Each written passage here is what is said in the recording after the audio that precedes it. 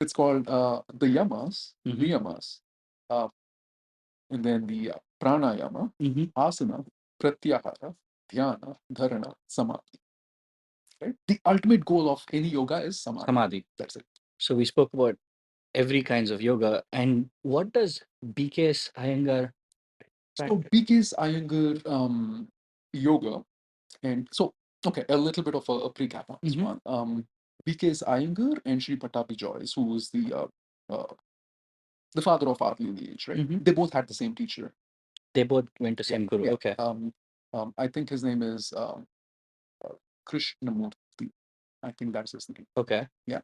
And then he had another teacher who's Baba Ram Mohan Das, Mhm. right? Baba Brahmachari is what we call. Mhm. He's from the Himalayas again, I think. So he actually gave the knowledge to Krishnamacharya. Mhm. That's what we call it. So Krishnamacharya had multiple disciples. One of them is Patabi Joyce. One of them is BK Iyengar, right? Patabi Joyce, and in the grand scheme of things, the difference between Iyengar yoga and Mysore style Ashtanga Mhm. yoga, right, is that in Mysore style, back in the day, we were not allowed to use any props. When I say props, like yoga blocks or something Okay. of Okay. that sort. Yeah. Right?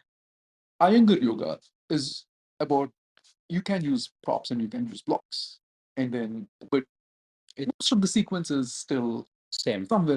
Yeah, yeah. Got it. You touched. Okay, before asking that question, I'll tell you, I practiced yoga as well in India. I studied. Congratulations. Thank you. I did yoga.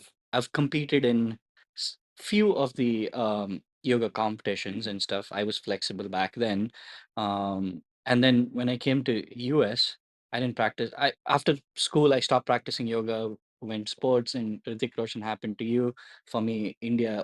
I mean, from Karnataka, Upendra happened to me. Yeah. Upendra happened to me. So yeah, college life, living it, and no yoga, nothing. Started working out, then came to US, figured my body's not flexible at all, started getting injured. And then I was like, let me practice yoga. And I started going to yoga class. And there was a night and day difference between what used to happen in India in my school and here in US, right? I'm gonna refer it to as more of Eastern, like Eastern and Western. So in Eastern, we don't have music, and like you said, we do the poses, hold the poses for a longer time. It's and like you can feel the stretch. And then when I came here, there's a hip hop music or some music being played, and there's a flow, like you move quick. And I felt like I couldn't get what I wanted from yoga. So my question to you is one of them right and one of them wrong? Or if it's different, how is it different? Um, Or was I seeing something different? I think that's a first of all, that's a beautiful question. Mhm. Thank you for observing that because a lot of people don't even observe that difference, right? Rather than me giving my own answer, right, I'll give the answer given in the scripture itself, Okay. the Patanjali Yoga Sutras, the very first Yoga Sutra, right? It says Yoga Chitta Vritti Nirodha. Okay, Means? what that translates to is yoga is something that should stop the fluctuations in mind. Okay. Okay. So, chitta vritti nirodha. Nirodha is stop or Stop. terminate, right? Now, if a person is going to a yoga class and if hip hop music and things like that is what is helping the person to stop the fluctuations in their mind, So be it. so be it. And if someone needs to not have any distractions and they need to practice just by themselves with no other living species around them at all, and they need to engage, so be it. Yeah. That's not for me or for someone else to decide, right? However, I would also, well, let's take a step back. Okay. You watch American football? I do. Who do you think is the greatest quarterback? Tom Brady. What do you think happens in his mind when he steps onto the field? Oh, he's just laser focused on his goal. He doesn't care who's out there, who's cheering for him, nothing. His goal is to just get the ball and move it forward as much as possible. That's Correct. Okay. In my mind, when Tom Brady gets onto the field, he's doing it, correct. Yes. right? Right. Right. There's so many other people. There's like cheerleaders on Oh the other yeah. side. So much The distraction. So much and distraction. everything, right? He doesn't care. So when you go into a studio, even if there's music and everything, if you are able to get into that zone, right? You Okay. That's a nice way to put it. Yeah. For me, like I don't know if I came with biases or something, because in when I practiced yoga in India, when I used to practice with gurus, they used to literally do the pose and show it to you. Here it's just like very, what do you call, vocal. They just say, okay, take your right hand, move it back, and move your left leg back. So for me, it was very difficult.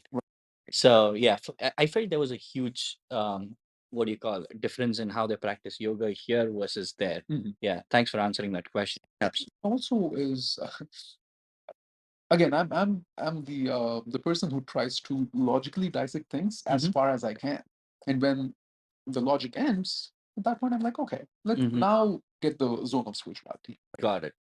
But I also think spirituality without using logic is pure idiosyncrasy. Right? That's Mhm. where you start getting into cultish worship as well. Right, absolutely. When you think about it, India is like this huge country. We have like this amazing population and everything, right? And there's like so much distraction and everything, right? So for them, they need to be more like, you don't need any more music. Mm. There's already like noise and everything outside, right? Mm-hmm. But when you come to the US, it's like a huge continent. And Mm-hmm. then forget New York and, Mm-hmm. major Yeah. cities like this. But otherwise, people are looking for a reason to socialize with another being.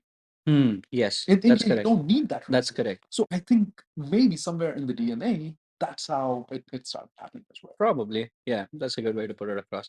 And again, to the viewers, it's not that I hate yoga. I hate doing yoga here. I still do yoga here. I still go to yoga studios.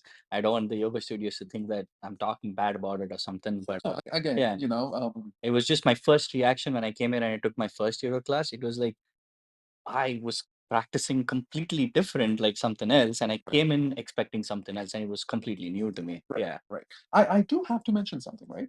First of all, thank you for all the non-Indians for Mm-hmm. taking an interest in yoga and then opening their studios. We are so grateful to you. However, do not culturally appropriate something like this because for you it is just a postural practice, but for us it's a sacred religion. Mm-hmm. You know, so try to know a little bit, do some homework before trying to introduce your own new lingo and linguistics into these things, and then say let's have a wine yoga class. Yeah. That now is stretching Yeah, it a see, bit, that's so where even I feel like when you do beer yoga, like I'm like, that's right. yeah, yeah, Yeah. yeah, So I completely understand what you're saying yeah. because that's as a matter of fact, I was having this conversation with my teacher who's in India right now. Uh-huh. She is in Mysore, Mm-hmm. right? I saw. She is with Shri Sharatji, who's our Mm-hmm. current leader. Mm-hmm.